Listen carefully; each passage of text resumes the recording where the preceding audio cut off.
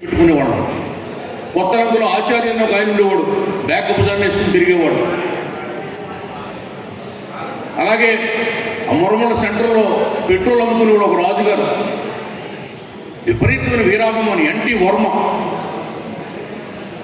అలా ఈ పార్టీ రోజు రోజుకు ప్రవర్ధమానమై ఈవేళ 2019లో ఓటమి తర్వాత అనేక కష్టాలు, అనేక కన్నీళ్ళు, అవస్థలు, ఇబ్బందులు ఎదుర్కొని బుచ్చిబాబు గారి నాయకత్వంలో ఈ ముమ్మడివరం నియోజకవర్గంలో కన్నీ విని ఎరుగని మెజార్టీతో మనం ఈవేళ గెలిచాము. గెలిచిన తర్వాత ఇంకా 11 నెలలు అయిందో లేదో, అప్పుడే మొన్న ఏదో ఛానల్లో చూశారు బుచ్చిబాబు గారి మీద బురద జల్లుతున్నాం. అక్కడ ఓడిపోయినోడేమో 11 నెలలు గడిచినా కనీసం 11 గంటలు కూడా ముమ్మడివరం వచ్చిపోలేదు, ముమ్మడివరంలో గడపలేదు. అతను ఎక్కడున్నాడో అడ్రస్ లేదు. మరి వీళ్ళకి ఎందుకో ఇంత అడావుడి, ఇంత కంగారు నాకు అర్థం కాదు. ఒకటే చెప్తున్నాను, రేపు బుచ్చిబాబు గారు నియోజకవర్గాల పునర్విభజన జరిగిన తర్వాత ఇక్కడ ఆయనకి రిజర్వేషన్ ప్రకారంగా పోటీ చేసే అవకాశం ఉండినా ఉండకపోయినా రేపు రాబోయే 29 ఎన్నికల్లో ఇక్కడ రిజర్వేషన్ ప్రకారంగా నియోజకవర్గానికి ఎన్నికలు జరిగితే బుచ్చిబాబు పేరు చెబితేనే ఓట్లు వస్తాయి. బుచ్చిబాబు అనే పార్టీ ఇది రేపు సూర్యుడు ఉదయిస్తాడన్నది ఎంత నిజమో అంత నిజం. రామారావు గారి గురించి చెప్పాలి. రామారావు గురించి చెప్పాలంటే సినిమా గురించి చెప్పాలి. సినిమా గురించి చెప్పాలంటే ఒక తొంటరి పాట పాడాలి. అదే జగన్మోహన్ రెడ్డి గురించి అన్వయించుకుని పాడాలి. చిలక కొట్టుడు కొడితే చిన్నదానా పొలక మారిపోతావే పొడుచుదానా అంటాడు ఎన్టీ రామారావు గారు యమగోళ సినిమాలో. అదే సినిమాలో అంటాడు, సమరానికి నేడే ప్రారంభం, యమరాజుకు మూడెను ప్రారంభం అంటాడు.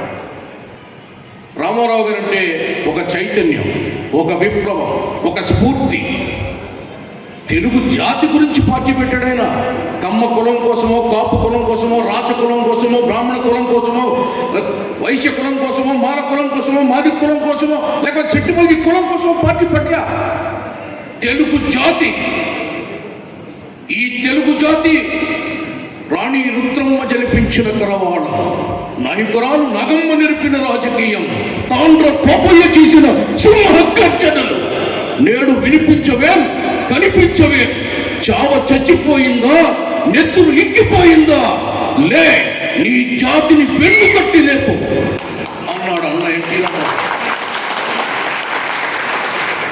ఒక్కసారి అన్న ఎన్టీఆర్ని గుర్తు చేసుకుని, ఆయన తెలుగుదేశం పార్టీ అంటే నందమూరి గుండె నుండి పొందిన ఆవేశం తెలుగుదేశం పార్టీ. చంద్రబాబు స్వర్ణాంధ్రకు ప్రస్థానం తెలుగుదేశం పార్టీ.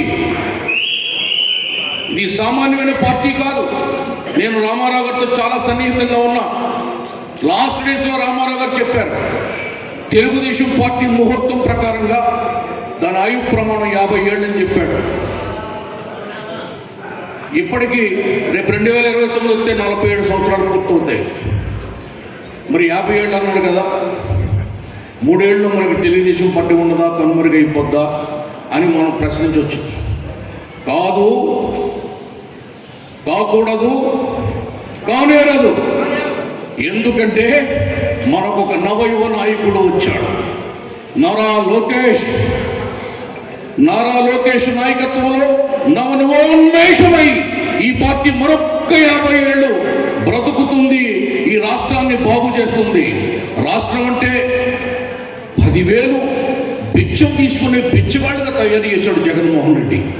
రే జగన్ తొగ్లక్ ఓ పాగల్.